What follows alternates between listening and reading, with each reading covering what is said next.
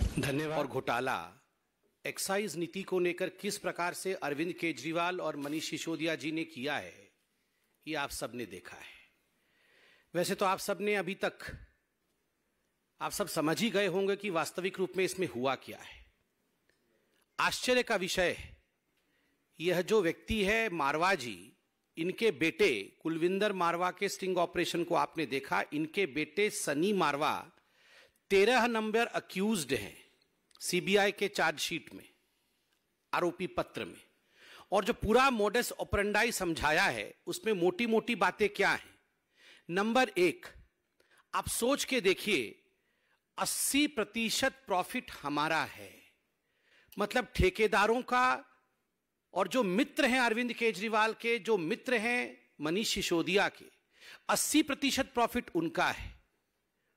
और राजस्व को केवल 10% मिलना है, बाकी सारा कुछ मित्रों को मिलना है। 1 रुपए के माल के अंदर 80 पैसे हमारे होते हैं, बस 20 पैसे का माल होता है। हमें फिक्स इतने पैसे दे दो, 20 का माल ले लो, जिसे मर्जी बेचो।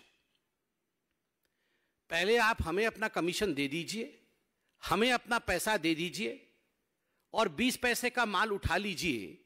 उसको आप 80 करके बेचिए। किसे बेचिए? चोरी करिए, उसको गलत तरीकों से बेचिए, इलीगल तरीके से बेचिए, 1 का 2 करिए, 1 का 1 फ्री करिए, हमें कोई मतलब नहीं है। जो करना है करिए, हमें अपने कमीशन से मतलब है। ये अरविंद केजरीवाल की सरकार की नीति रही है। जो ये मारवा साहब थे, उन्होंने कहा कि हम तो कच्ची कॉलोनी में टेंडर ले रहे थे, वहां पर तो जो दुकानें होती हैं वो तो सस्ती की दुकानें होती हैं। हमसे 250 करोड़ रुपए लिए हैं, बड़े बड़े वालों से तो 500-500 करोड़ रुपए लिए हैं। डिफेंस कॉलोनी का उन्होंने उदाहरण दिया। हमसे 250 करोड़ ले लिए, बड़े वालों से तो 500-500 करोड़ रुपए लिए। आलम यह था कि ये जो शराब नीति बनाई गई थी, इसमें 2% से बढ़ा करके 12% कमीशन इन ठेकेदारों का, इन मित्रों का, अरविंद केजरीवाल का किया गया था। आलम यह था कि अगर 1 बोतल के साथ 1 बोतल मुफ्त भी दिया जाए, या 1 बोतल के साथ 2 बोतल भी मुफ्त दिया जाए, तब भी फायदा इन ठेकेदारों को हो रहा था। आप सोचिए किस कदर लूट मची थी, किस कदर दिल्ली के राजस्व को लूटने का यहां तांडव चल रहा था।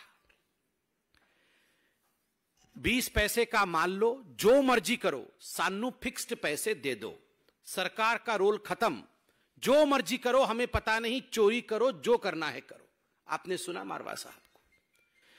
सबसे बड़ी बात, वहां कोई व्यक्ति था, तीसरा व्यक्ति, जिसने पूछा क्या ये पैसे जो है ये सरकारी खाते में जा रहे थे? ना ना, ये सरकारी खाते में नहीं जा रहे थे, तो ये कोई लाइसेंस फीस इत्यादि नहीं थे। एक एक व्यक्ति से पहले मालूम पड़ा कि 60-60 करोड़, जैसे इनसे मारवा साहब से 60 करोड़ रुपए लिया होगा अपने व्यक्तिगत कमीशन के लिए।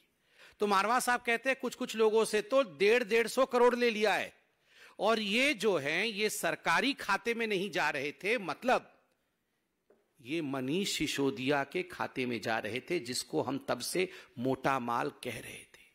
मोटा माल 60 करोड़ का किसी से, मोटा माल 150 करोड़ का किसी से।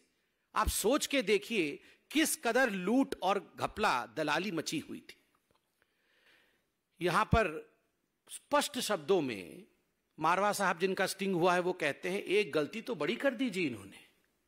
ब्लैक लिस्टेड कंपनियों को बुला बुला करके इन्होंने टेंडर दिया है।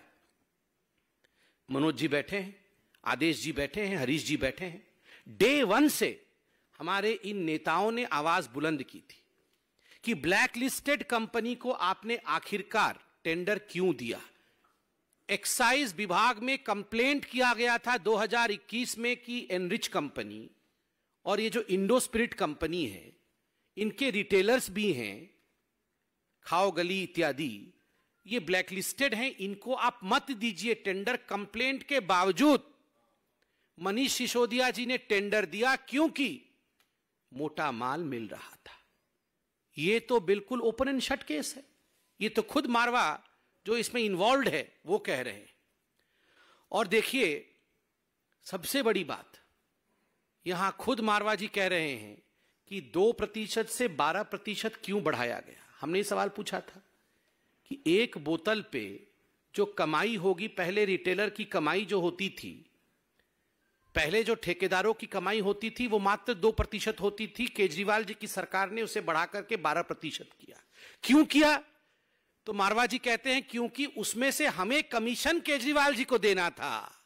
हमें कमीशन जो है 6% का मनीष सिसोदिया को देना था। और परेशानी यह थी कि यह जो कमीशन है इसको हम ब्लैक में कैसे दें, इतनी मोटी रकम को हम ब्लैक में कैसे कन्वर्ट करें।